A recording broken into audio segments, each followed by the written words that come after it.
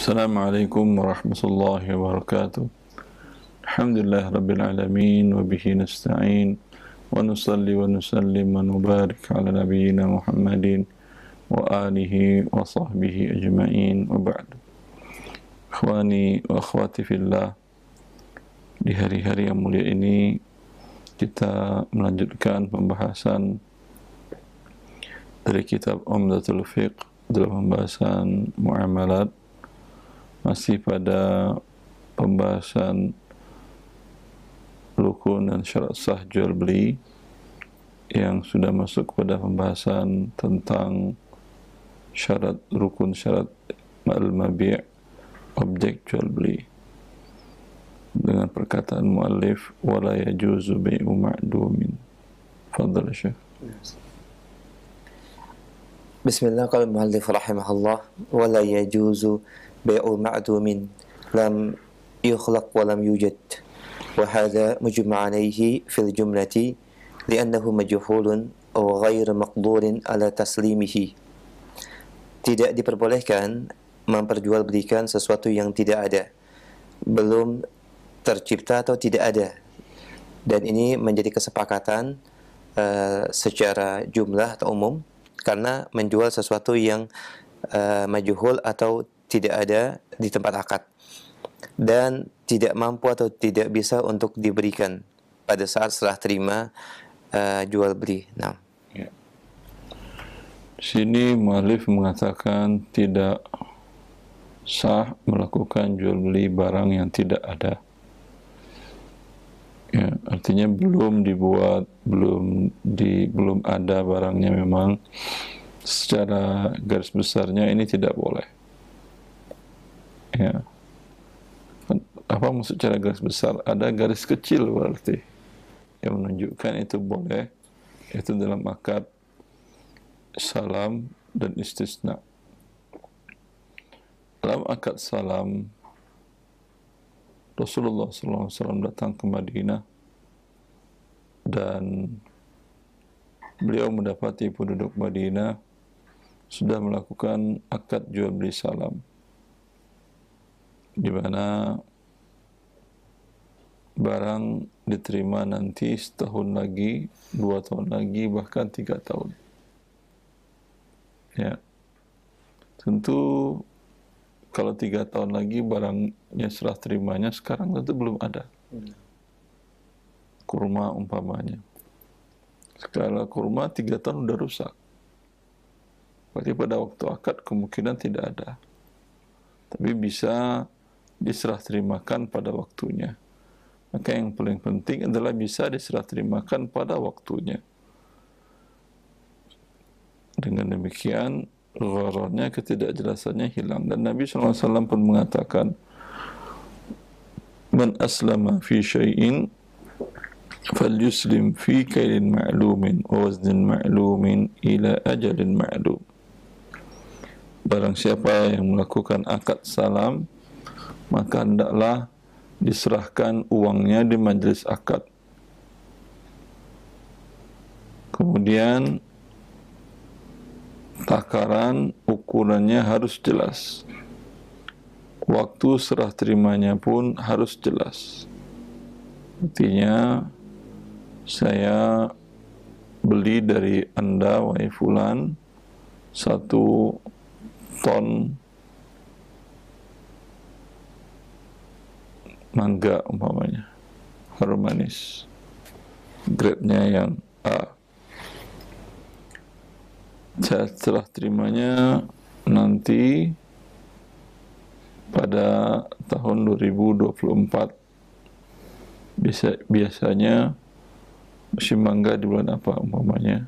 Januari 2024. Ya, sebanyak 1 ton. Berapa harganya? Anda katakan kalau normal harganya umpamanya 30 juta. Ah, saya kan bayar cash sekarang. Terimanya 2 tahun lagi, 1,5 tahun lagi. Kasih diskon dong. Baik. Berarti dari 30 juta saya kasih 20 juta. Berikan diskon 1/3. Ya, lalu saya katakan, ayo deal ini 20 juta. Pada saat berakad sekarang ini, sudah adakah mangga 2024? Belum. Belum. Tidak ada kan ya? Sekarang berarti tidak ada. Tidak ada sekarang. Tapi pada waktunya nanti akan ada dan akan bisa diserah terimakan. Diperkirakan pada Januari itu pada musim mangga.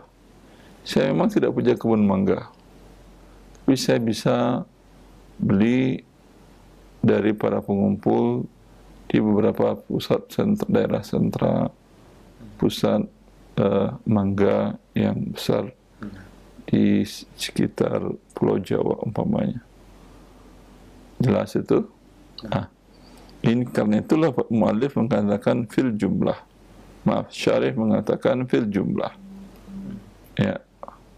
Tapi kalau umpamanya jual belinya ya tidak dengan salam, tentu harus ada barangnya.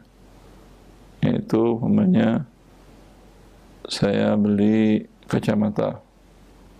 Barang sedang tidak ada kacamata yang minus atau plus. Dia katakan siap. Dia cek matanya sekian, siap. Kemudian dia beli di tetangganya. Ini tidak boleh, karena barang tidak ada pada dia. Ini yang dimaksud dengan barang yang tidak ada tersebut. Tapi kalau si penjual mengatakan memang tidak ada seukuran mata kamu, umpamanya plus berapa biasanya? Plus 1,35 umpamanya. Yang ada plus 1,2. Ini kami bikinin dulu ya.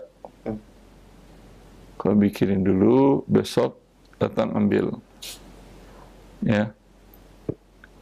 Ini berarti pada saat transaksi belum ada kan barang.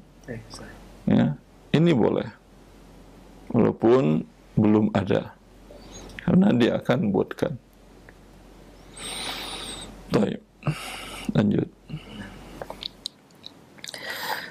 Qala al-mu'allif rahimahullah kalladhi tahmilu bihi amatahu fil mustaqbali lima sabaqa aw ma tahmilu bihi syajaratahu Syajaratuhu. نعم ما تحمل به شجرته مستقبلا وهذا مجمع عليه لما روى مسلم عن النبي صلى الله عليه وسلم أنه نهى عن بيع الثمر سنين.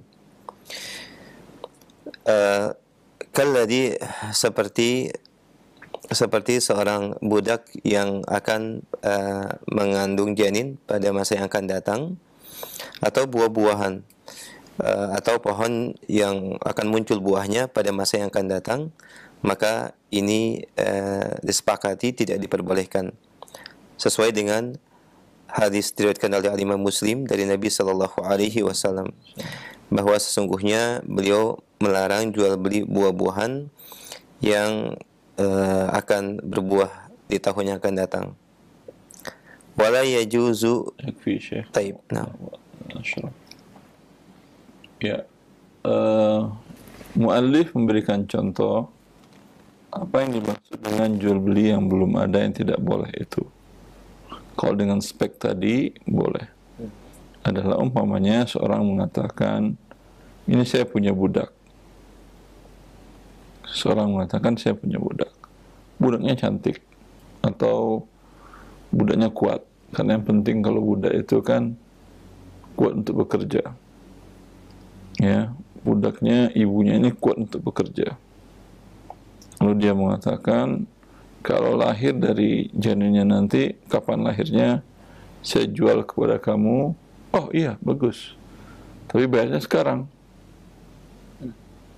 Akad mengikat. Ini kan gharar.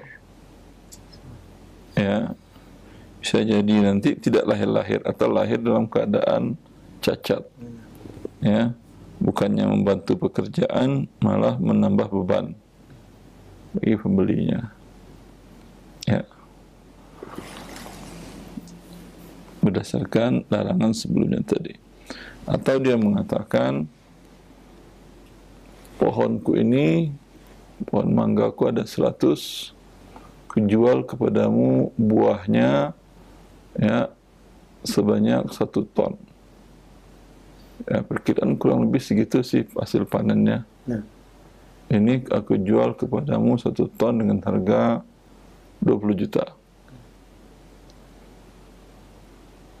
Ya, tidak boleh. Lalu apa bedanya dengan tadi? Ya, kalau tadi saya jualnya dengan spek. Saya belinya dengan spek harum manis. Kemudian serah terimanya Januari 2024. Bayar cash di depan sekarang. Itu boleh, namakan dengan salam. Kalau ini kenapa tidak boleh? Karena pohonnya sudah tertentu dan ini gharar.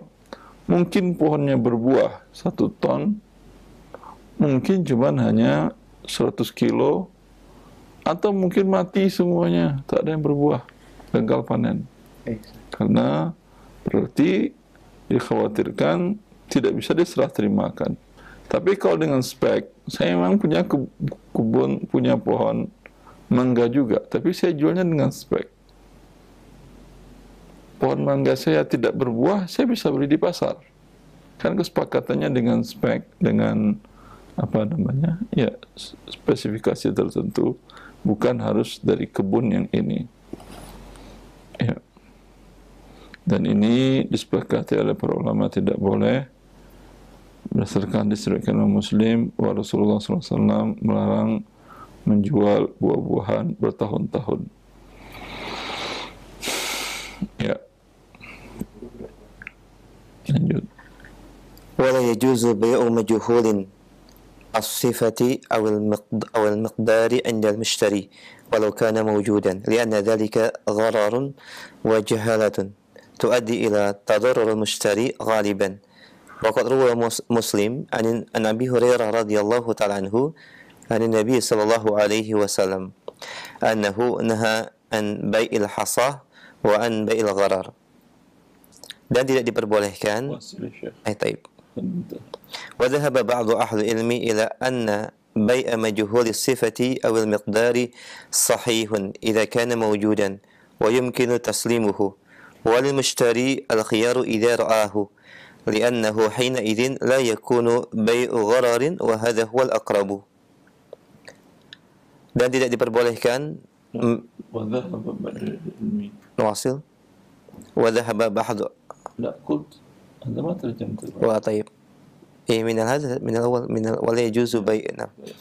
Dan tidak diperbolehkan menjual sesuatu yang tidak diketahui sifatnya atau ukurannya oleh pembeli walaupun barang itu ada, karena li'anna dzalika gharrun wa jahalah, karena itu akan mengandung gharar dan ketidakjelasan, dan juga memberikan kemudaratan bagi mushtari, bagi pembeli ya secara ghalibnya, secara kebiasaannya.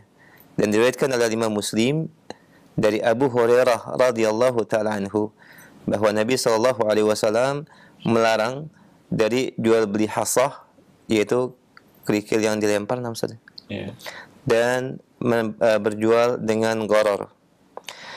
Wa dhahaba ba'du ahli ilmi, dan sebagian ahli ilmi berpendapat atau berpandangan bahwa menjual sesuatu yang tidak jelas, tidak diketahui sifatnya atau ukurannya, dibenarkan apabila ada barangnya dan memungkinkan untuk diserah terimakan. Dan bagi pembeli adanya hak khiyar apabila dia telah melihat barang tersebut, karena pada saat itu tidak lagi menjadi gharar, dan ini yang lebih dekat, lebih diunggulkan. Lebih kuat. Nah. Ya. Kemudian muallif mengatakan tidak juga menjual barang yang tidak jelas. Lalu syarih menjelaskan tidak sah menjual barang yang tidak jelas sifatnya, spesifikasi tidak jelas, ukurannya tidak jelas bagi pembeli, walaupun barang ada. Tapi ini akan jadi tanda tanya. Barang ada tidak jelas bagi dia bukan berarti gharar, bukan menjadi terlarang. Ya. Seperti umpamanya rumah, jual beli rumah, batu batanya mungkin nggak tahu dia, apalagi pondasinya mungkin nggak tahu, tapi barang ada. Ya, kalau barang ada, dia tidak tahu, harusnya sih tidak ada masalah. Artinya, ini secara sebesarnya masalah gharar. Apakah menyandung gharar atau tidak?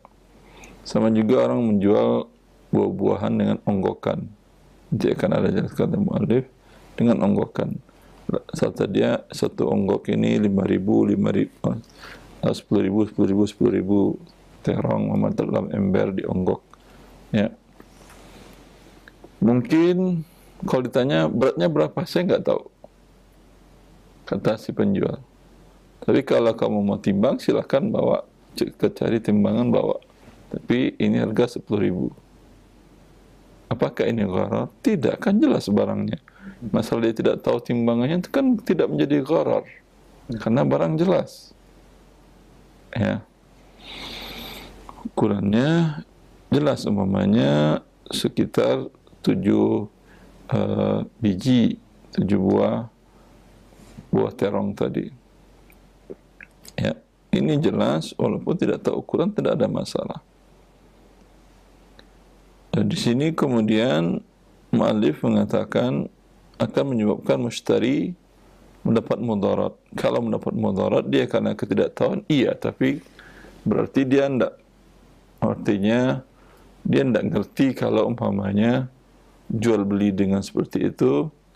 Ya, ibunya nyuruh beli 3 kilo, diambil aja 1 ember 5.000, murah bu, 5.000 cuma 3 kilo. Kata ibunya, ini enggak sampai 3 kilo nak, ini cuma 7 on. Ya, itu mudarat dia dari ibunya. Ya, akan tetapi kesalahan bukan pada akadnya, kesalahan daripada si pembelinya. Dia beli 1 onggok bukan 3 kilo. Kalau 3 kilo jelas 3 kilo. Karena nanti akan berdampak kepada jual beli yang sering bermasalah, jual beli tanah. Ya. Kalau dia berakad per meter, saya jual kepadamu per meter umpamanya 1 juta. Ternyata ketika lalu dia bilang, ini di atas surat, apalah nama suratnya, SK, apa nama suratnya, girikah nama suratnya, atau sertifikat sekian, 2.000. Berarti kali 1 juta, 2 miliar. Ternyata dihitung kurang atau lebih. Biasa itu terjadi. Wallahu a'lam apa penyebabnya. Mungkin ngitung meterannya turun naik kan beda. Dia mungkin bisa tarik lurus dengan turun naik kan beda. Ya.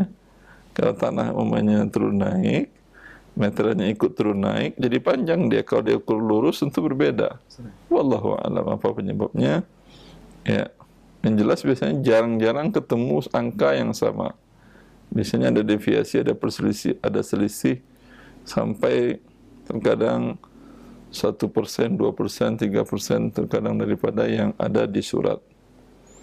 Apakah ini akan menjadi gharar? Kalau akadnya per meter, ia jadi gharar. Tapi kalau dia mengatakan, saya jual kepadamu tanahku ini, batasnya di sana, itu sudah aku gali dan sudah aku pondasi.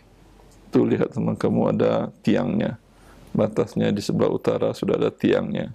Ya, itu lurus semuanya Pak, lurus, tidak bengkok-bengkok.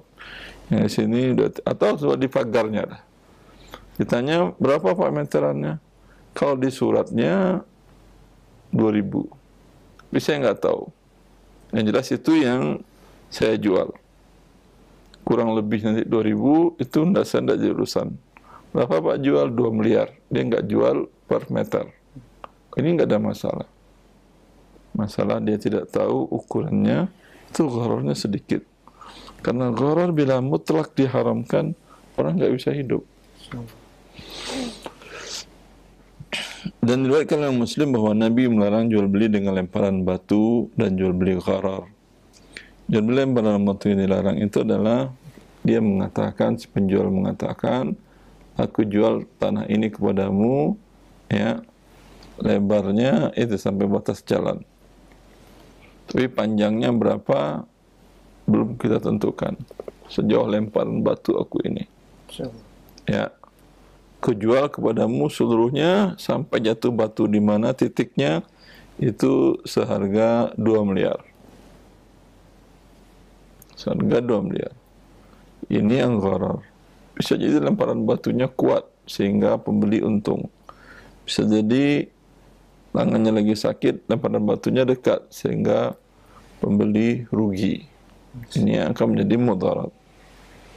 Ini yang dimaksud oleh Nabi SAW. Adapun dia mengatakan, aku lempar batu dulu ya. Bismillah, lempar, jatuh ke sana. Coba kamu lihat. Oh iya, tandain. Tandainya titik lah itu jatuh. Ah, itu 2 miliar aku jual. Boleh? Boleh. Tahu ukurannya berapa meter? Tidak tahu. Itu enggak urusan saya. Tapi kan kamu jelas ini dari sini sini jalan. Masalah ukurannya kamu hitung sendirilah. Kamu panggil tukang ukur, kamu bayar, ya, segitu ukurannya 2 miliar. Ya. Maka gharar adalah kasus berkasus yang terkadang dahulu jadi gharar, sekarang tidak. Atau umumnya begitu. Ya. Karena semakin maju teknologi, semakin gampang mengungkap sesuatu yang tidak jelas di masa sebelumnya. Ya. Dan sebagian para ulama mengatakan jual beli yang barang tidak jelas speknya atau ukurannya, tidak jelas spek, ini mungkin lebih repot lagi, ya. Sebagian barang elektronik, mobil umpamanya, bisa Anda jelaskan spek pistonnya, tali remnya, ada tali rem? Wallahu a'lam, motor yang ada tali rem. Kalau mobil, ya seperti itu. Hal yang detail sekali itu tidak bisa dijelaskan speknya. Speknya biasanya secara umum mobil baru, yang penting jalan. Ya, kalau umpamanya mobilnya listrik, spek-spek yang umum sajalah, yang detail sedetailnya tidak bisa lah. Apakah itu menjadi majhulus sifat? Iya, majhulus sifat, tapi yang dimaafkan. Karena kalaupun Anda ingin minta, saya ingin minta laporan detail mobil, si perusahaannya bisa mengeluarkan, perusahaan X mengeluarkan dengan serinci-rincinya, jenis bahan bajanya, perimbangan besi, nikel, segala macam, sekian. Tapi ente malah pusing. Enggak paham antum seperti itu, bukan Anda bukan mekanik, dengan istilahnya mungkin enggak paham. Ya, yang penting spek secara umum, penting dia jalan, bisa tahan selama sekian tahun dipakai, ya, mesinnya tidak rusak bila semua maintenance-nya dijaga, udah.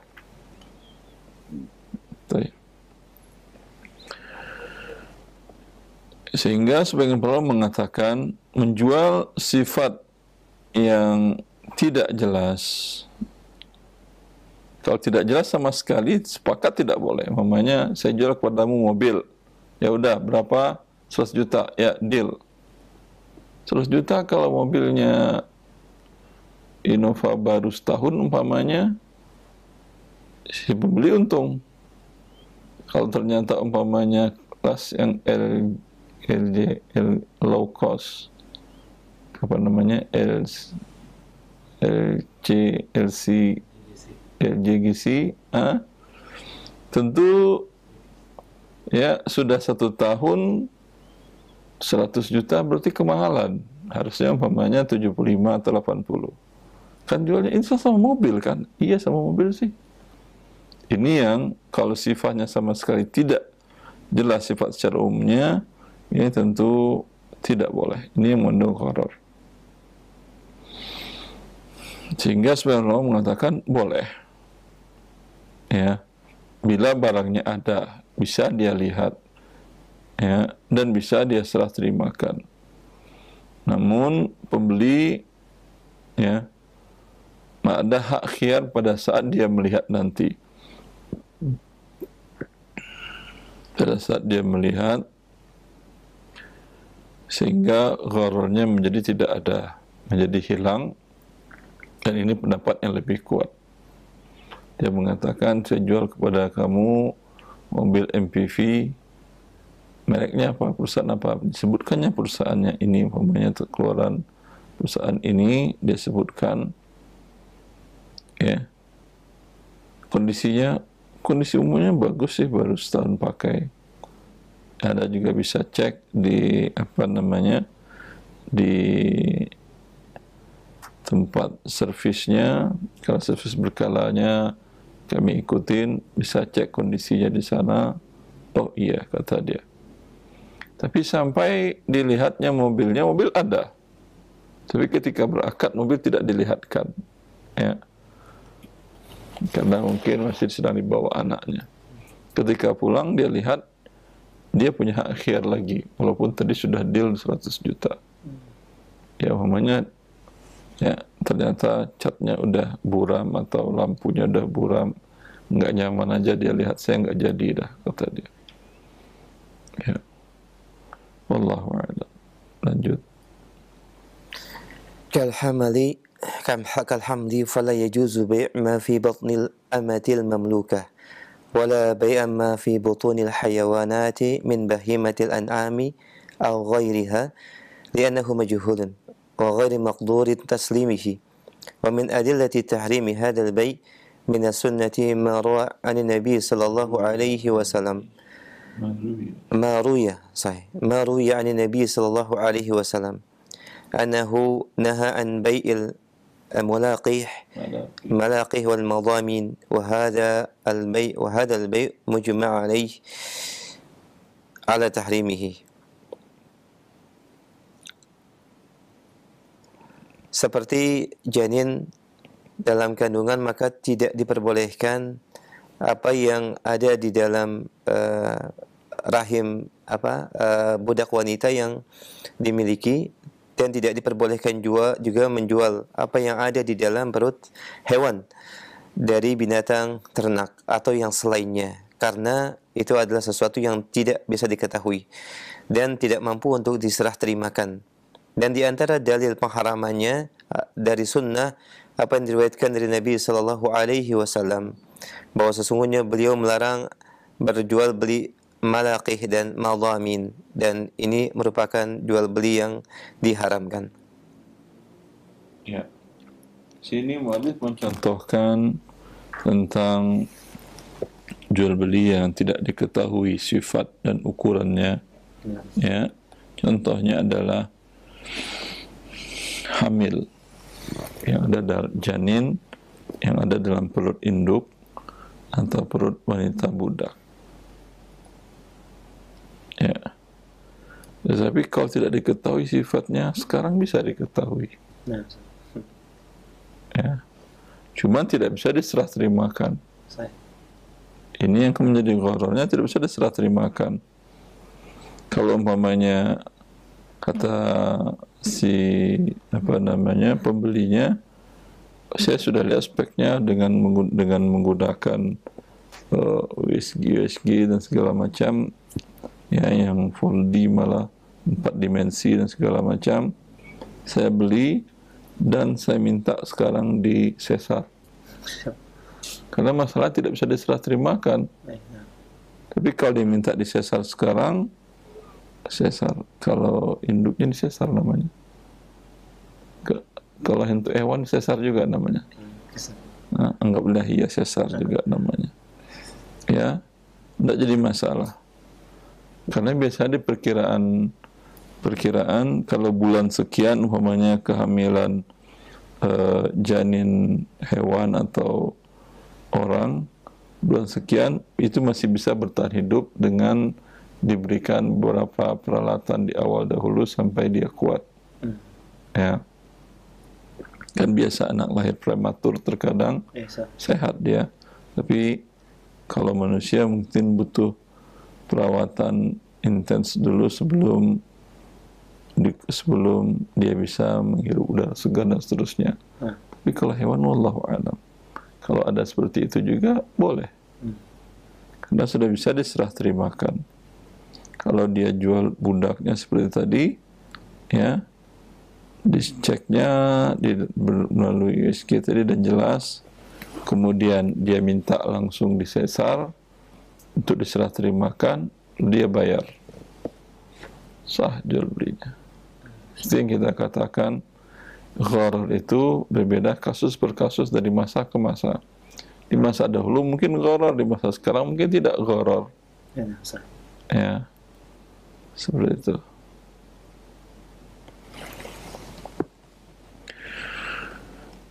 Ada dalilnya Rasulullah melarang yang kalau menurut gharar tadi janin itu adalah bai'il malakih, jual beli al-malakih yang masih di dalam jantan. Ya, dia biasa menjualkan, kata dia, ini jantan, sehari saya jual spermanya, tapi sperma tidak diambil. Sehari saya jual spermanya, ya, umpamanya 10 juta. Karena umpamanya kudanya kuda mahal. Ya, kudanya kuda mahal, sehingga kalau sudah lahir, ya, itu harganya mahal sekali, mungkin bisa ratusan juta baru lahirnya. Sehingga yang dijualnya adalah spermanya 1 hari. Ini gharar. Bisa jadi terjadi perkawinan dengan betina milik dia, bisa jadi tidak. Terima saya dulu diperjualbelikan. Tapi sekarang ini tidak menjadi gharar lagi. Biasa orang-orang mengambil mani dari hewan-hewan tersebut, hewan-hewan dengan peranakan unggul tadi, diambil dan diperjualbelikan persuntik. Diperjualbelikan persuntik, disuntikkan ke hewan-hewan yang lain agar dapat bibit unggul. Dan itu mahal. Biasanya bisa diambil dari kuda tadi, 10 suntik bisa untuk 10 hewan. 1 suntik mungkin ratusan juta. Ya. Apakah boleh? Sekarang kan nggak gharar lagi. Ini jualnya adalah mani jantan. Ya. Gharar, Ustaz, nanti siapa tahu gagal. Ya. Yang dijualnya kan bukan janin, mani jantan. Bukan janin, bukan anak. Mau jadi mau tidak kan nggak urusan dia. Sama Anda beli bibit pohon. Ternyata tumbuh tinggi tapi nggak ada buahnya. Sedangkan yang Anda inginkan buahnya. Apakah Anda bisa komplain? Ya tidak, karena beli bibit, bukan beli buah. Ya, sama seperti itu. Ya. Maka gharar di masa dahulu sekarang mungkin menjadi tidak. Ini biasa diperjualbelikan. Wal madhamin, madhamin adalah janin yang di perut induknya. Tadi juga sudah kita jelaskan, gharar di masa dahulu, masa sekarang tidak.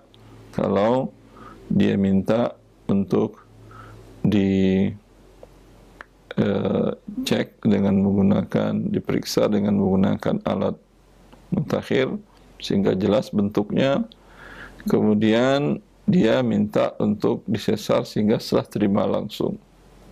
Cuma yang jadi masalah yang tadi itu, yang jantan tadi, apakah sperma halal diperjualbelikan? Sperma hewan halal, karena jangankan spermanya, semua badannya halal, apalagi spermanya. Berbeda dengan sperma manusia. Sebagian negara kafir itu diperjualbelikan. Dari orang-orang yang dianggap unggul otaknya begitu, itu sperma mereka diperjualbelikan di bank-bank sperma di dunia dengan harga miliaran rupiah. Ya, itu haram hukumnya, karena tubuh manusia haram diperjualbelikan. Kalau hewan tidak ada masalah. Masalah. Wa hadzal bai' mantak makra. Nah, Dan jual beli ini sepakat para ulama hukumnya diharamkan. nah. Hasil faqra akhirah wa mithl al-ghaib. ومثل الغائب الذي لم يوصف ولم تقدم رؤيته لما سبق ذكره قبل مسألة وسبق أن الأقرب صحة البيع مع الخيار عند رؤيتي إذا كان يمكن تسليمه. Dan seperti juga diharamkan menjual sesuatu yang tidak ada saat akad, yang tidak bisa disifatkan dan tidak bisa dilihat, sesuai atau sebagaimana yang telah disebutkan pada permasalahan sebelumnya. Dan juga yang lebih kuat pendapatnya yaitu sahnya jual beli bersamaan dengan adanya khiyar pada saat dia melihat barang apabila mampu untuk diserah terimakan. Nah. Ya. Termasuk menjual beli barang yang gharar, yang tidak boleh, majhul, tidak jelas. Barang ada, tapi tidak dihadirkan di majelis akad. Dan tidak dijelaskan speknya. Nah. Dan si pembeli tidak pernah melihat sebelumnya. Ya. Maka kalau barang ada barangnya tapi tidak dihadirkan di majelis, itu bai'ul ghaib. Dan ini sama dengan pendapat mazhab Syafi'i. Syafi'i sama sekali tidak membolehkan walaupun disifati. Yes. Ya. Tapi mazhab Maliki ya mengatakan, mazhab Hambali mengatakan bila tidak dihadirkan tapi dijelaskan speknya, umpamanya saya jual kepada Anda umpamanya mobil mereknya ini, Avanza umpamanya, keluaran tahun sekian, warnanya ini, dan seterusnya, dia jelaskan secara rinci, ya, sah jual belinya. Nah. Atau dia pernah lihatnya atau bahkan pernah minjam. Nah. Pernah makainya juga dia. Dah test drive dia dulu semuanya. Ya. Dia bertemu, kata dia, Pak, mau dijual. Saya dengar Bapak mau jual mobil yang pernah saya pakai itu dulu ya, pinjam waktu itu sekali ke sana. Ya, betul, kata dia. Boleh saya lihat lagi, Pak? Maaf, sedang dibawa istri saya ke pasar. Ya udah, saya setuju, Pak, 100 juta, 100 juta, ya udah bayar. Ini sah, karena dia pernah melihat dan pernah pakai, malah bukan sekedar lihat. Baik, ya. Kenapa ini tidak boleh? Karena majhul. Majhul berarti mengandung unsur gharar. Nah. Tetapi pendapat yang lebih kuat, jual belinya sah. Ya, ketika dia lihat mungkin terjadi perubahan. Nah. Waktu dia pakai dulu masih nyaman sekali semuanya segala macam. Waktunya masih dekat sebulan yang lalu. Tapi la qadar Allah, mungkin ada maintenance yang kurang bagus atau ada kecelakaan ringan sehingga ada perbedaan spek, perbedaan dari yang sebelumnya. Dia akan mengatakan ketika melihat, saya nggak jadi Pak, minta uang saya lagi. Ya, kenapa? Beda Pak dari dulu. Iya emang beda sih katanya. Beda sedikit, pernah tabrak dari belakang tadi. Ya udah. Kalau dia khiyar jadi dan tidak setelah dilihat dan setelah terimakan, maka menjadi hilang ghararnya dan hukumnya kembali menjadi boleh. Wallahu a'lam, cukup segitu. Jazakumullah khair Ustaz. Dan demikian pendengar dan pemirsa Roja, penjelasan dari beberapa syarat dan syarat sahnya jual beli dan hal-hal yang dilarang dalam akad jual beli. Dan kita berikan kesempatan untuk memperdalam pembahasan. Anda bisa bertanya di line telepon. Halo. Iya, silakan, sudah masuk. 236543. Halo. Halo, assalamualaikum. Masuk. Silakan, sudah masuk. Silakan, akhi. Assalamualaikum. Waalaikumsalam warahmatullahi wabarakatuh. Dengan siapa di mana? Dengan Pak Adi. Pak Adi, mohon maaf dikecilkan dulu Pak volume suara TV atau radionya. Ya. Cukup monitor via telepon. Pak Adi dari mana? Dari Jakarta. Baik, silakan Pak pertanyaannya. Assalamualaikum Pak Ustadz. Assalamualaikum warahmatullahi wabarakatuh. Untuk nanya masalah warisan Pak. Boleh. Nah, Pak Adi dari televisi kah? Kenapa? Menyaksikannya dari televisi atau radio? Ini dari Jakarta. Ini lewat HP nih Pak. Sorry Pak, apa? Ya udah, nggak maksud saya kalau melalui televisi Anda bisa lihat tulisannya yang saya buatkan tentang waris. Silahkan. Oh gitu. Ayah saya waktu itu meninggal sudah. Nama ayahnya siapa? Bapak Selamat. Bapak Selamat wafat. Wafat tahun 2016. Terus? Halo? iya lanjut Pak. Meninggalkan punya anak sebanyak 5 orang. Ayah ibunya masih hidup pada 2016 itu? Oh, udah meninggal Pak, udah meninggal. Istri beliau? Udah meninggal.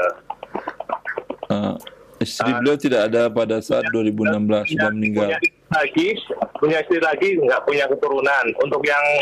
Pada saat Pak Selamat wafat 2016, mau istri pertama, mau kedua, mau ketiga, seterusnya, ada istri atau tidak? Ada istri untuk istri yang keduanya. Ya udah, ada istri. Ada istri berarti istri ahli warisnya juga. Terus meninggal yang anak-anak laki-lakinya 3, Agus, saya, sama Joko. Yang perempuannya si Ruli sama si Enik. 2 perempuan. Ya, 2 perempuan sama 3 laki. Ini semuanya pada 2016 itu masih hidup? Masih hidup. Ya. Masih hidup. Terus kemudian ayah saya meninggalkan sebidang tanah yang ukurannya 4.205. Sebentar. Pak Selamat nih. Pak Selamat tadi punya 4.205 meter.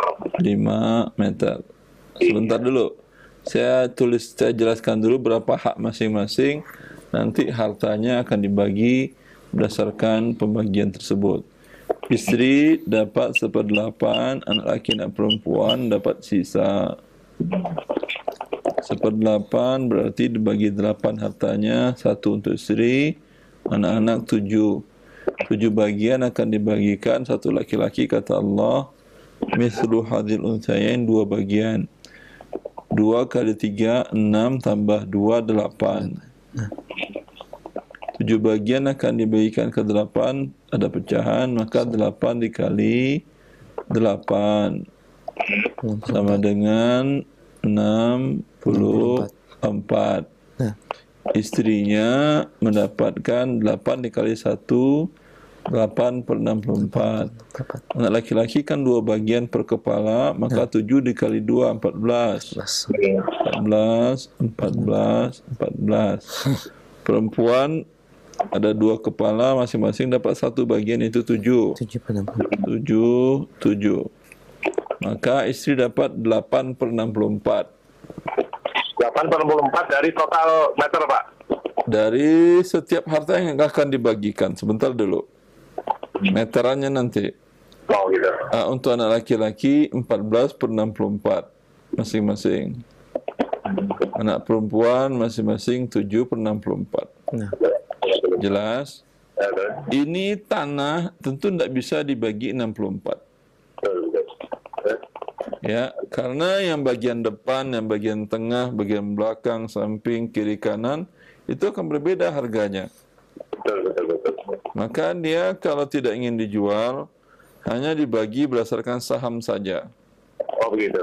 Istri dapat saham 8/64, anak laki-laki saham 14/64 dari setiap bidang bagian depan, belakang, tengah.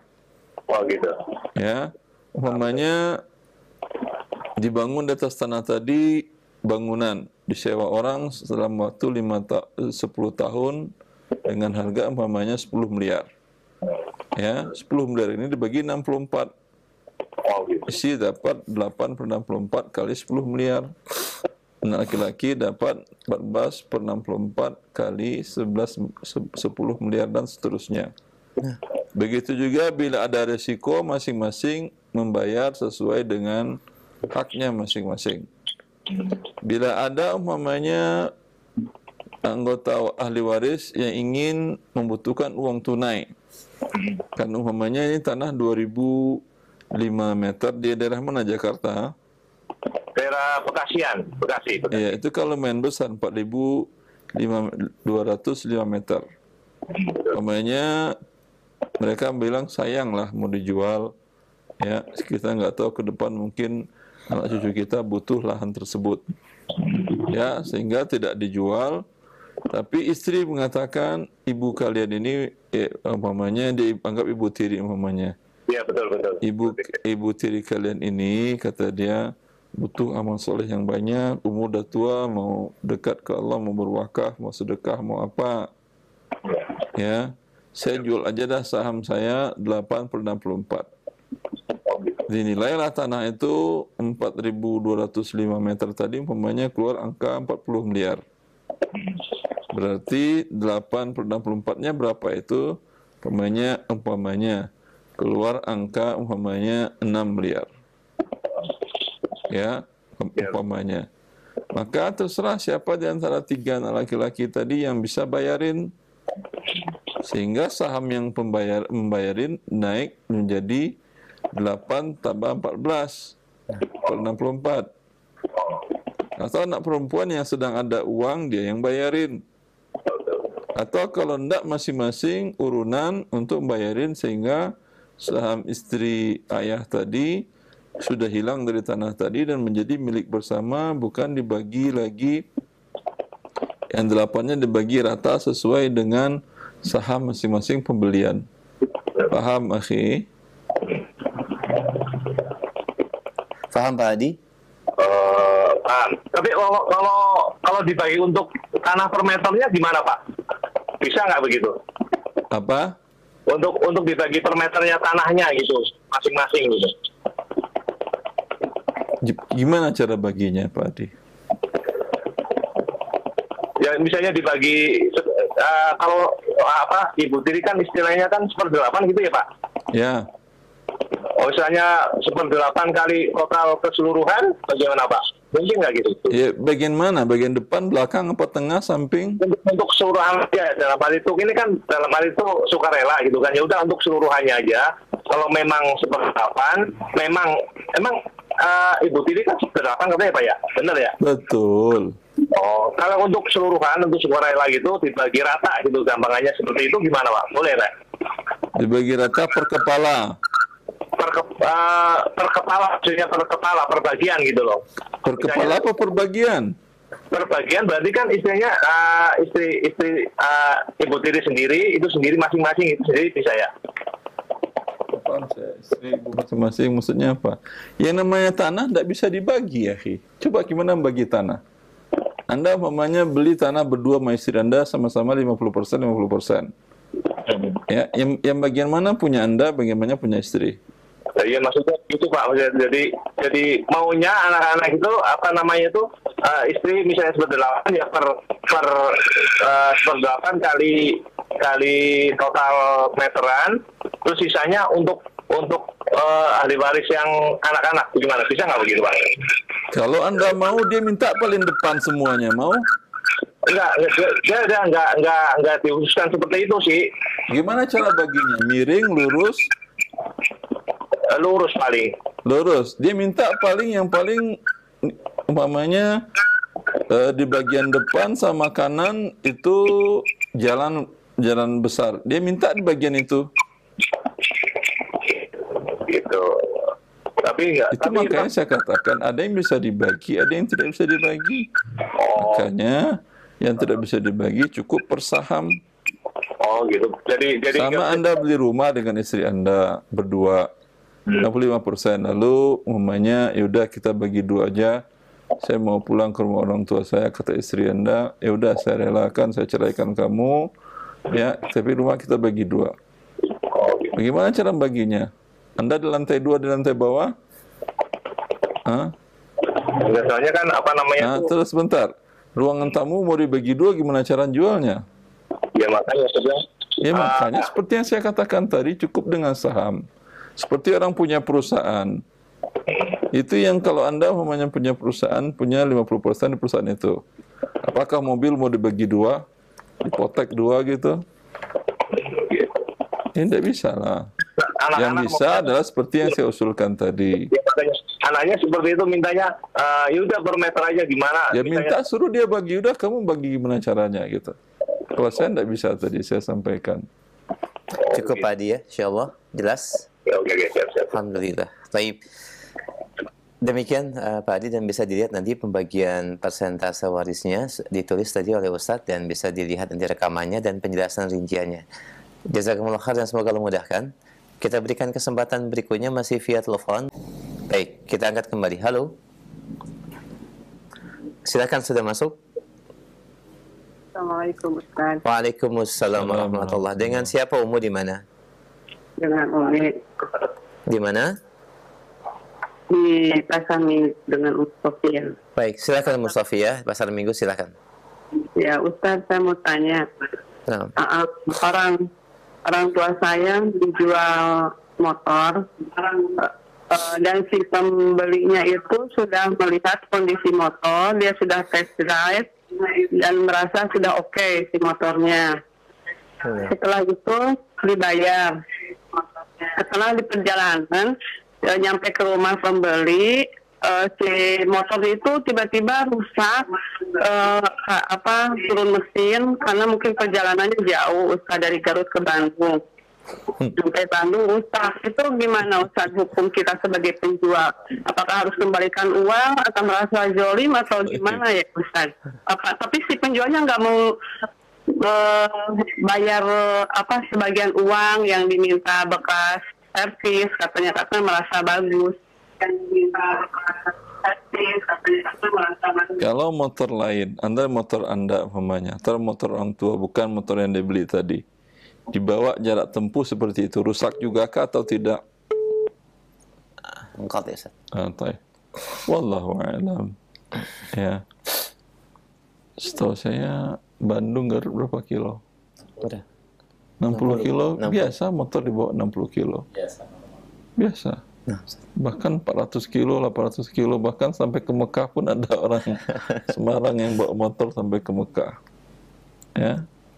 Biasa. Kalau dia bawa 60 kilo rusak, turun mesin, itu berarti motornya kondisinya tidak baik. Tidak baik. Lalu kalau umpamanya si pembeli redo, tanpa kompensasi selesai. Tapi kalau pembeli minta selisih perbaikan, ya cara menghitungnya bagaimana? Ditanyakan kepada expertise atau kepada appraisal ini atau ke bengkel yang ngerti cara ngitung harga.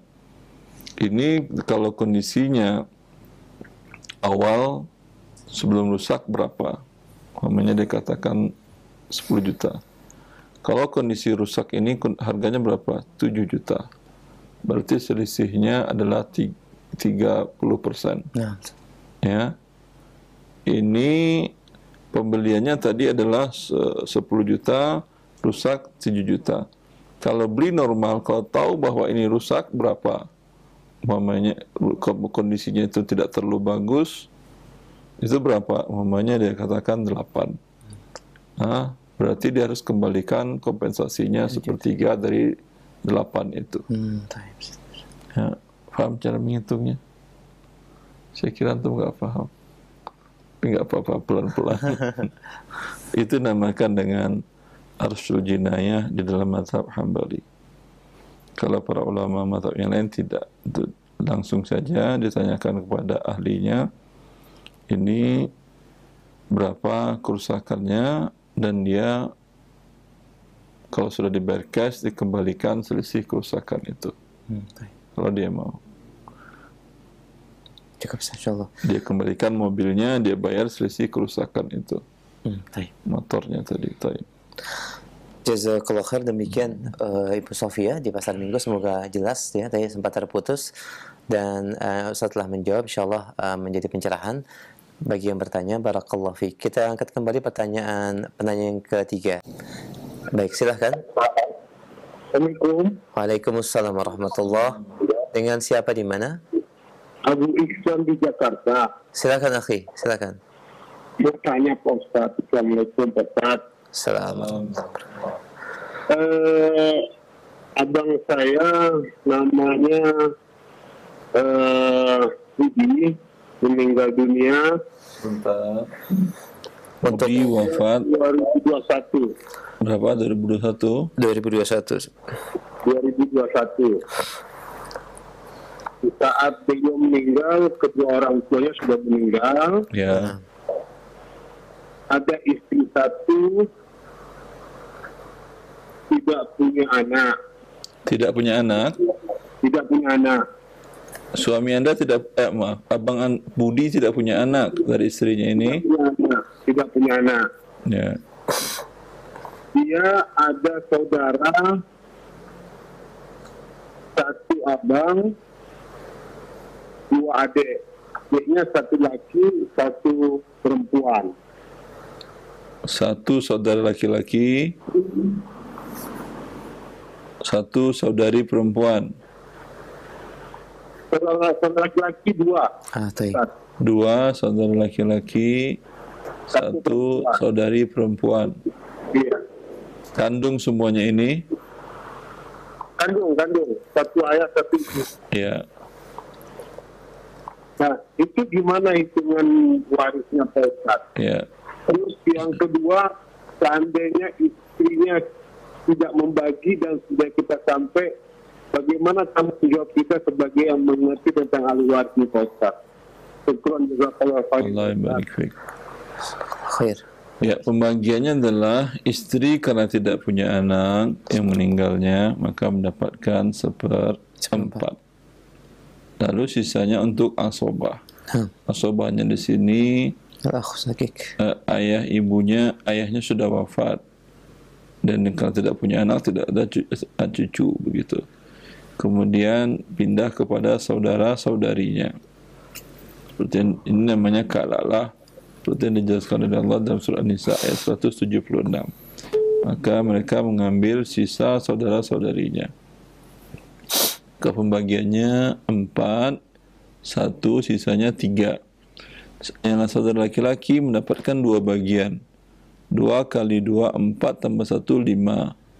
Maka 3 akan dikalikan untuk 5 bagian. Ada pecahan sehingga 5 harus dikali 4 menjadi 20. 5 dikali 1, istri dapat 5/20. Saudara laki-laki dapat 2 bagian, 3 dikali 2, 6. 6. Saudari perempuan 1 orang, 3 dikali 1 berarti 3. Ya. Harta budi dibagi 20 bagian. Baik tanah, rumah, kendaraan, uang tunai, emas, piutang, ya, itu dibagi tentu setelah utangnya dibayarkan dahulu semuanya. Dibagi, istrinya mendapat 5/20, saudara laki-lakinya dapat 6/20, kemudian saudarinya dapat 3/20. Ini ketentuan Allah dalam surat An-Nisa ayat 176 tentang kalalah. Dalam kasus umpamanya istri mendiamkan, tidak dia bagi, karena mungkin yang dia pahami yang dapat waris itu hanya bapak, istri, anak. Di hukum legal negara Indonesia seperti itu. Tapi Indonesia melegalkan juga hukum waris Islam. Dalam Al-Quran pembagiannya seperti ini.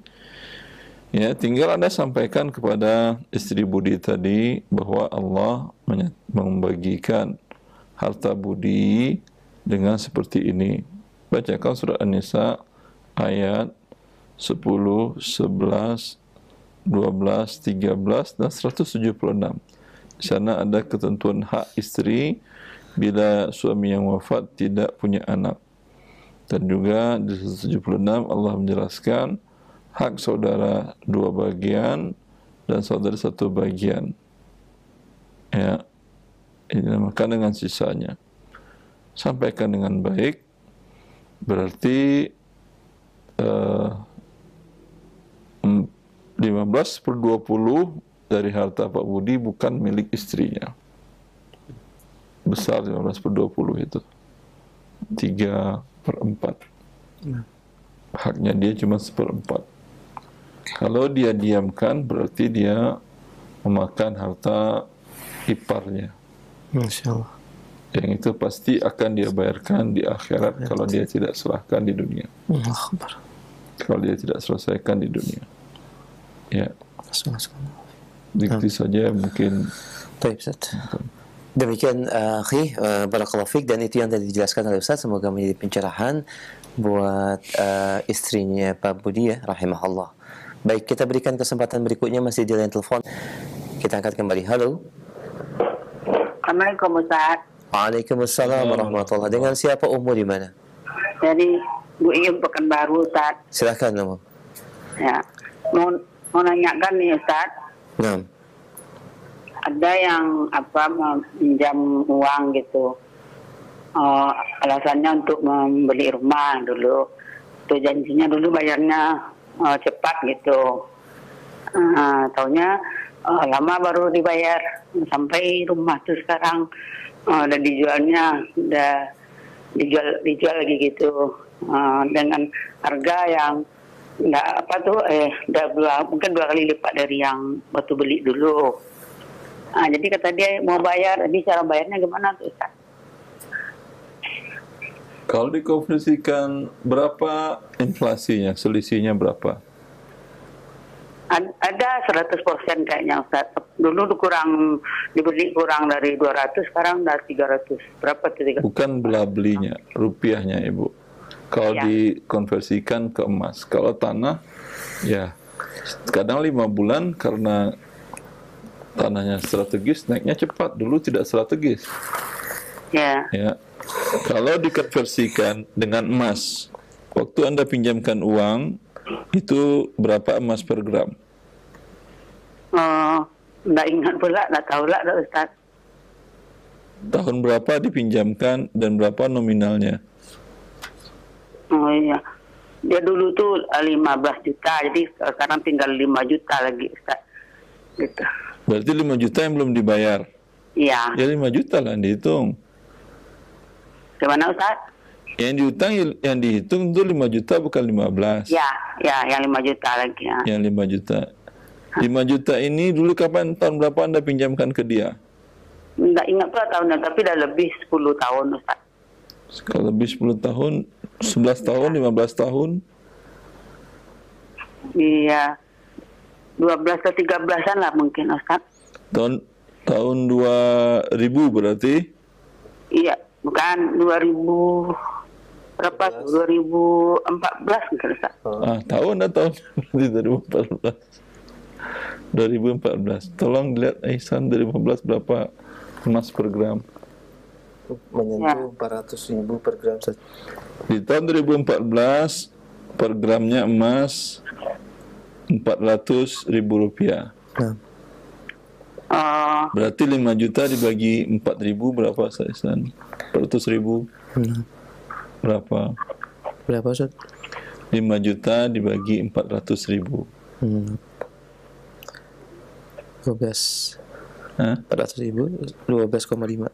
5 juta dibagi 400.000 12,5. Nah.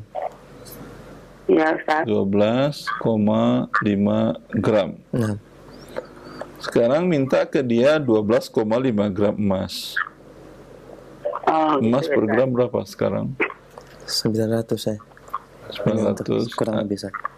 Kalau 900 berarti 900 kali 12,5 dikali 12,5 11.250.000 11 juta. 11 juta. 250. 11 juta. Iya. Ya. Oh gitu ya. Minta dia bayar 11 juta atau 5 gram. Oh iya. Karena ini inflasinya di atas 100%. Insyaallah. Iya. Jelas semua? Jelas insyaallah. Iya, ya Ustaz. Tapi kalau Anda mau dengan 5 juta, berarti Anda bersedekah selisihnya 6 juta. Iya, iya. Baik. Itu saja Umu. Iya, ya Ustaz. Ya. Nah, barakallahu fiik, jazakallahu Terima kasih banyak khair. Ustaz. Iya, jazakallahu khair. Allah barik fiik. Baik, kita berikan satu telepon kembali sebelum kami angkat dari chat WhatsApp bagi Anda yang ingin bertanya. Baik, kita angkat kembali. Halo. Silahkan, sudah masuk. Halo, Assalamualaikum. Waalaikumsalam warahmatullah. Dengan siapa Umu di mana? Dengan Umu Ali di Ciracas, Ustaz. Baik, silahkan Umu Ali.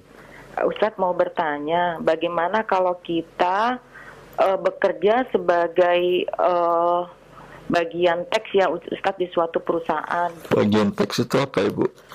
Itu Ustaz untuk menghitung teks dari perusahaan itu. Pajak, Ustaz. Pajak maksudnya. Iya, maksudnya di pajak ya. Terus kan Anda menghitungkan pajak perusahaan Anda. betul. Ya, misalnya dengan nilai real. Ya enggak juga sih Ustadz. Ada yang real, ada yang itu Ustadz yang yang dirubah. Dan direncanakan ya. Atau dirubah. Ya kan pastinya perusahaan kan mempunyai orang pajak itu kan untuk mengubah pendapatan dari perusahaannya Ustadz. Supaya kan kita bayar pajaknya itu kan kecil. Ya, itu pengubahannya sesuai dengan aturan atau tidak, aturan perpajakan atau tidak? Oh ya tidak lah Ustadz, pastinya kan ada beberapa yang kita... Ada sebetulnya yang bisa di tax planning, tax perencanaan pembayaran pajak, ya. Dan legal itu menurut perpajakan, ya. Kalau itu tidak ada masalah. Oh gitu Ustadz ya? Ya. Jadi, boleh ya? Karena tidak melanggar. Tapi kalau dengan cara bukan tax planning, rinciannya saya tidak tahu, tapi kata teman-teman yang di konsultan pajak seperti itu. Iya. Ya. Misalnya kan kalau kita kalau berbohong itu berdosa. Oh ya, terutama untuk laporan pajak tahunan ya Ustadz ya, terkaitnya sih seperti itu. Untuk tahunan terutama. Bisa dibuatkan ya. Laporan yang tidak melanggar ketentuan perpajakan di negara Indonesia umpamanya, dan juga menguntungkan perusahaan. Iya betul Ustaz. Kalau itu boleh. Oh boleh ya. Kalau seperti itu boleh. Tapi kalau umpamanya dengan hal-hal yang tidak dibenarkan dalam aturan perpajakan, ya, untuk mengurangi pajak yang disetorkan perusahaan, itu tentu tidak boleh. Oh gitu ya Ustaz. Ya. Baik Ustaz, berarti kalau saya misalnya punya anak terus sudah gitu, saya juga membekali anak saya untuk ikut pendidikan misalnya brevet A, brevet B gitu untuk pajak gitu, nggak masalah ya Ustaz ya? Tujuannya apa? Ya supaya bisa kerja di bagian perpajakan juga Ustaz. Di perusahaan. Bukan perpajakan, di perusahaan bagian pajak. Kalau di perpajakan ya tidak boleh karena mereka narik. Betul, saya cuma buat yang kalau di konsultan pajak mengurangi pajak, boleh. Oh baik Ustadz. Iya. Cukup umum insyaallah. Iya, oke, makasih Ustadz. Terima kasih. Nah, barakallahu fiik. Jazakallahu khair kepada Ummu Ali. Kita angkat kembali pertanyaan selanjutnya dari pesan WhatsApp. Assalamualaikum warahmatullahi wabarakatuh. Terkait dengan gadai Ustaz, teman saya menggadaikan sebuah mobil. Saya sudah terima kunci BPKB dan mobilnya Ustaz selama kurang lebih 6 bulan waktu gadai, dan ketika waktu 6 bulan sudah berlalu belum bisa ditebus dan mengajukan kembali waktu 6 bulan berikutnya. Pertanyaannya, apakah boleh selama masa kendaraan tersebut di tangan saya digunakan Ustaz, dan apakah boleh juga dipinjamkan kepada teman saya yang ingin menggunakannya. Jazakallah khair. Boleh Anda gunakan dan bagus Anda gunakan, tapi hitung sewanya sehingga mengurangi hutang teman yang pinjam ke Anda tadi.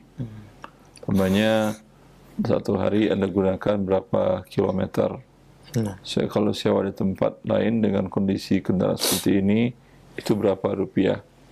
Sebesar itu Anda kurangi hutang. Ketika sudah sama dengan hutang, kembalikan mobilnya. Ya, kalau tidak Anda potong hutangnya, berarti Anda dapat manfaat dari pinjaman, itu namanya riba. Anda pinjamkan pun ke teman boleh, tapi tetap Anda hitung Anda yang bayarnya. Nah, dengan cara potong dengan hutang. Alhamdulillah, jazakallah khair Ustaz. Demikian pendengar yang bertanya, barakallahu fiik. Kami angkat kembali pertanyaan berikutnya. Assalamualaikum warahmatullahi wabarakatuh. Bolehkah kita menjual emas kepada teman dengan cara mengirimkan emas terlebih dahulu melalui ekspedisi? Setelah emas sampai, baru teman tersebut transfer uang kepada kita, Ustaz. Jazakallah khair. Akadnya kapan? Kalau akadnya ketika dia kirim emas, tentu hukumnya haram karena tidak yadan biadin. Nah. Tapi kalau akadnya ketika real time, sampai emas dan kamu sampai. Jangan matiin telepon kamu dan saya pun tidak matiin. Sekarang lakukan pembayaran via mobile banking atau net banking. Ya, ketika masuk, itu emas saya jual ke kamu dengan rupiah yang saya terima ya. Oh iya, akhi. Dah, sah. Baik, jazakallah khair atas jawabannya. Demikian akhi, dan yang bertanya, barakallahu fiik. Kami angkat kembali pertanyaan berikutnya. Assalamualaikum warahmatullahi wabarakatuh. Ustaz, bagaimanakah hukum arisan yang terselenggara di antara kami? Ada beberapa ummahat, yaitu arisan dengan menyetorkan sejumlah uang yaitu senilai 1 juta, dan di setiap kali pertemuan ada iuran yang tersendiri untuk konsumsi, Ustaz. Jazakallah khair. Akad arisan, akad pinjam meminjam. Bila tidak ada manfaat bagi penerima pemberi pinjaman, hukum asalnya adalah boleh dan bagus tentunya. Ya, akad yang baik dalam agama Allah Azza wa Jalla dan mendapat pahala bagi orang yang memberikan pinjaman tersebut. Ya. Lalu kalau ada manfaat seperti makan gratis, itu yang tidak boleh. Kalau dibuatkan iuran khusus untuk makannya yang tidak terhubung dengan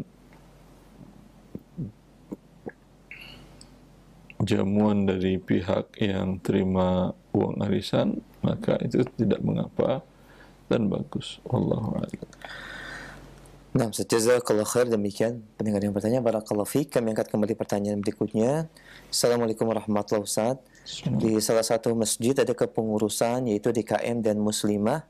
Ada pemasukan uang DKM dari sholat Jumat dan donatur dan kegiatan-kegiatan lainnya. Sedangkan divisi Muslimahnya pemasukannya dari kegiatan pengajian, ceramah dan acara-acara kegiatan di internal Muslimah di masjid tersebut.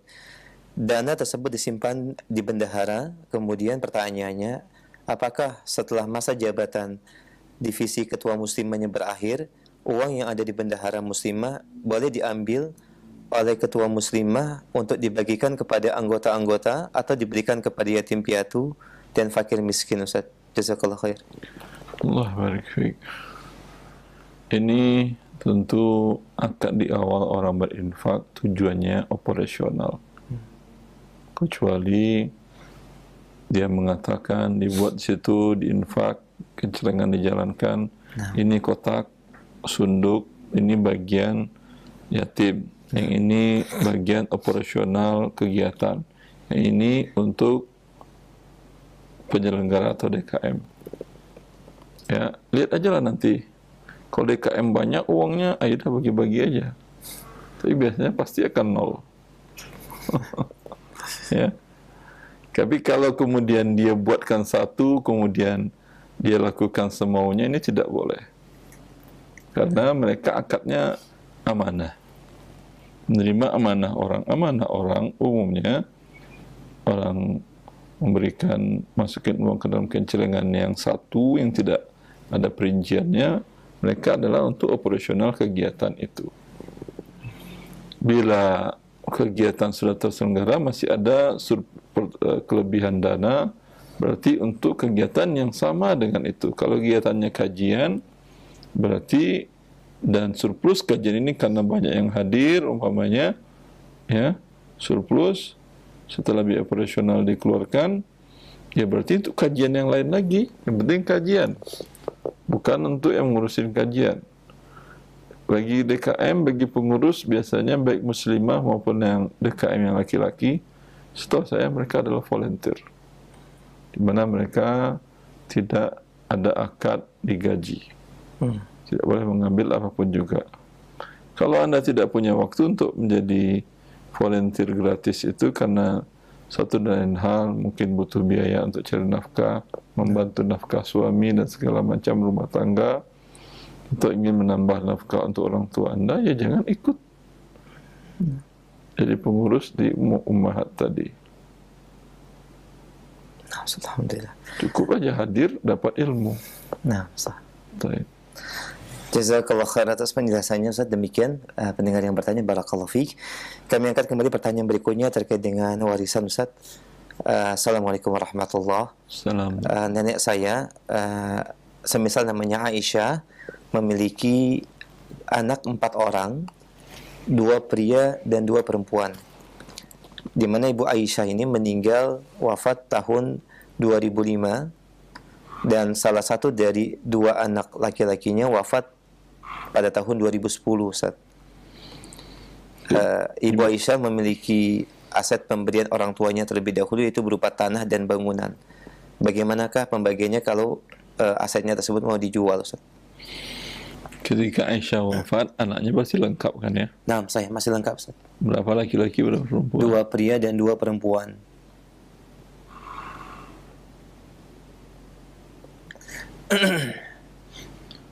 Suaminya dah wafat? Nah, wafat. Ya, laki-laki 2 bagian, berarti 2. Perempuan 1 bagian, berarti 1. 2 tambah 2, 4 tambah 2, 6. Hartanya, semua harta Aisyah dibagi 6 bagian. Anak laki-lakinya dapat 2/6, anak perempuannya 1/6. Demikian pendengar yang bertanya, barakallahu fiik, dan semoga ini menjadi pencerahan. Bisa dilihat catatan yang ditulis oleh Ustadz ya pada rekaman nanti. Barakallahu fiik. Kami angkat kembali dari Pak Joko di Tangerang. Assalamualaikum warahmatullahi wabarakatuh. Saya mempunyai 8 hektar tanah hibah dari orang tua. Tanah tersebut digarap oleh orang lain dengan sistem bagi hasil, 1/3 untuk penggarap dan 2/3 untuk saya sebagai pemilik tanah. Apakah sistem seperti ini telah sesuai dengan syariat Islam, Ustaz? Sesuai syariat Islam. Sesuai, Ustaz? Ya. Alhamdulillah. Kalau tanamannya palawija namanya muzara'ah. Nah. Kalau tanaman tua namanya mugharasah. Baik, Ustaz, jazakallah khair. Demikian akhi yang bertanya, barakallahu fiik. Kami akan kembali pertanyaan berikutnya. Assalamualaikum warahmatullahi wabarakatuh. Apa hukumnya berjualan warung makan atau warung bakso yang menyediakan tempat makan tapi pengunjungnya ada yang tidak berhijab, Ustaz, atau kelihatan auratnya, ada yang berpakaian juga, ada yang syar'i, dan ada juga yang lain membawa wanita yang bukan mahramnya, Ustaz. Bagaimana sikap kami pada penjual? Ya, jangan buka dine-in. Kalau Anda tidak ingin, kalau melihat, ya wallahu alam, kita hidup di akhir zaman. Di rumah pun Anda melihat ke rumah, banyak orang di depan rumah Anda lewat lalu lalang berhijab, tidak membuka aurat dan seterusnya. Ya, berarti dikunci rapat rumah terus, ya terserah. Ya, semaksimal mungkin kita menundukkan pandangan. Ya. Tapi kalau umpamanya Anda ingin lebih tegas lagi, ya tidak ada dine-in. Ya, hanya bisa drive-thru. Beli, makan di luar. Beli, makan di luar. Ya, wallahu a'lam. Jazakallah khair. Demikian pendengar yang bertanya, barakallahu fiik, dan kami berikan satu kesempatan via telepon bagi yang ingin bertanya dalam bab jual beli secara khusus. Kita terima penelpon yang terakhir, silakan. Halo. Halo, Assalamualaikum. Waalaikumsalam warahmatullahi wabarakatuh. Dengan siapa akhi di mana? Dengan Pak Asli dari Bandung. Silakan Pak Asli. Silakan pertanyaannya. Ustaz. Nah. Allah barik fiik. Ustaz, saya punya nenek, Ustaz. Nenek saya ini punya anak 8. 4 laki-laki dan 4 perempuan. Kemudian sebelum nenek saya meninggal tahun 70-an. Halo, ada yang bisa... Mau bagi waris maksudnya ini, akhi? Ya, halo. Ya, maksud antum mau bagi waris ini? Kenapa, Ustaz? Pertanyaannya tentang bagi waris atau apa? Bagi waris, Ustaz. Nenek itu namanya siapa? Nenek saya namanya Nek Abo. Nek Abo. Abo, Ibu Abo. Ya. Wafat tahun 74-an lah, kira-kira. 1974. Pada saat Abu wafat 1974, ada berapa orang anaknya masih hidup laki-laki? Sebetulnya anak laki-laki yang hidup waktu itu dari 8 orang itu jadi tinggal 7, Ustaz. Karena sebelumnya ada yang meninggal. Laki-laki berapa orang? Laki-laki 4 orang, perempuan 4 orang, Ustaz. Tahun 74 itu masih hidup 88 itu? Enggak. Dan 74 itu yang hidup laki-laki 3. Artinya ketika Abu wafat, anak laki-lakinya tinggal 3 orang lagi. Betul, Ustaz. Anak perempuannya masih 4. Iya. Suami Abu sudah wafat sebelumnya? Sudah wafat. Orang tuanya dari Abu sudah wafat tahun 74, ayah ibunya? Gimana, Ustaz? Ayah ibu dari Abu pada tahun 74 itu masih hidup atau sudah meninggal? Sudah meninggal. Sudah meninggal. Ya, berarti hak warisnya anak laki-laki 3 orang, anak perempuan 4, laki-laki dapat 2 bagian, perempuan 1, 4 tambah 6 dibagi 10 hartanya. Jadi 1/10 ya.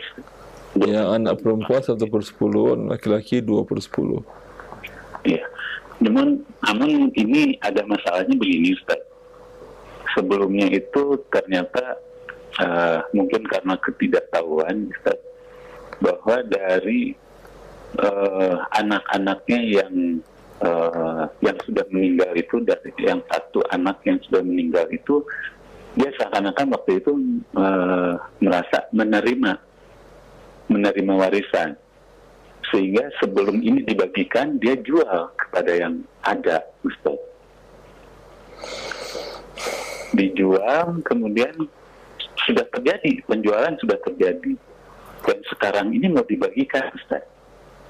Ketika mau dibagikan, kita ngelihat bahwa ini sebetulnya harusnya nggak kebagian nih, karena sudah terbagi, sudah terjual, sehingga kita semua sepakat cucu-cucunya udah kalau begitu kita sedekahkan aja kepada yang sudah meninggal ini. Nah, pertanyaannya apakah boleh disedekahkan seperti itu? Yang pertama itu. Jawabannya boleh. Anda semuanya menghibahkan kepada anak-anak dari yang saudara sudah meninggal, ya boleh. Nah, yang satu itu, yang kasus pertama itu. Yang kasus keduanya, sebelum meninggal ternyata Nek Abo ini berpesan kepada anak-anaknya bahwa warisannya itu minta dibagikan secara rata, tidak 1 berbanding 2. Nah, apakah wasiat ini boleh dijalankan atau gimana, Ustaz? Nek Abu berwasiat, Allah berwasiat. Kata Allah, yusikumullah fi auladikum lidzakari mithlu hadzal unsayain. Allah mewasiatkan kepada kalian bahwasanya laki-laki 2 bagian, perempuan 1 bagian. Kira-kira yang mana yang mau Anda ikutin? Wasiat Abu atau wasiat Allah? Wasiat Allah. Ya udah. Berarti wasiat Abu tidak boleh diindahkan. Nah, kalau misalnya anak-anak yang lain itu memaksa untuk menjalankan wasiat Abu, itu gimana, Ustaz? Nah, Abu. Ya udah, mereka siap melawan Allah berarti. Oh, ya. Cukup Bapak. Insyaallah. Baik, cukup jelas insyaallah.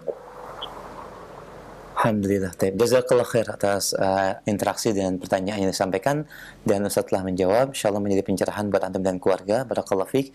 Dan ini pertanyaan kami terakhir di kesempatan pagi ini, dan sebagai ikhtitam Ustaz silahkan. Ya. Ikhwani wa akhwati fillah, kita sebagai makhluk diciptakan oleh Allah tentu sadar diri posisi kita sebagai makhluk. Ya. Apa yang dikatakan pencipta kita, aturan yang dia buat dalam kitabnya yang mulia diturunkan kepada nabinya, itu yang kita ikutin, bukan apa yang disampaikan oleh seseorang yang lainnya. Sehingga kita benar-benar menjadi hamba Allah, menjadi budak Allah yang akan mendapat kebahagiaan di dunia dan di akhirat, bukan budak manusia lain atau hawa nafsu kita. Oleh karena itu, pelajari syariat Allah, pelajari kitab Allah, sehingga kita menjadi hamba Allah yang benar-benar mengikuti seluruh perintah dan aturannya. Semoga bermanfaat. Wallahu li taufiq wa sallallahu ala nabiyina Muhammad wa alihi wa sahbihi wa sallam. Assalamualaikum warahmatullahi